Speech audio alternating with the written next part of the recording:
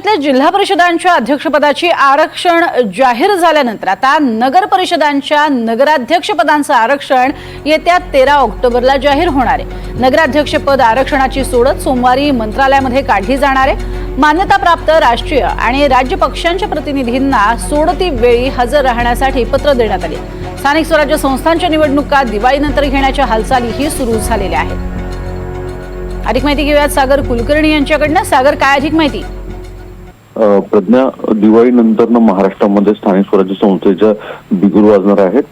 जवळपास गेले 2.5 ते 3 वर्षापेक्षा अधिक कार्यकाळ अनेक ठिकाणी स्थानिक स्वराज्य संस्थेच्या निवडणुका या होणं अपेक्षित होत्या, पण काही ना काही कारण देत त्या पुढे ढकलण्यात आल्या आणि आता याचं जवळपास दिवाळीनंतर सगळीकडे जिल्हा परिषद असतील, पंचायत समिती असतील, नगर परिषद असतील, नगरपालिका असतील आणि तसंच मोठ्या महापालिका यांचे सुद्धा जवळपास निवडणुका ह्या आता निश्चित झालेल्या आहेत।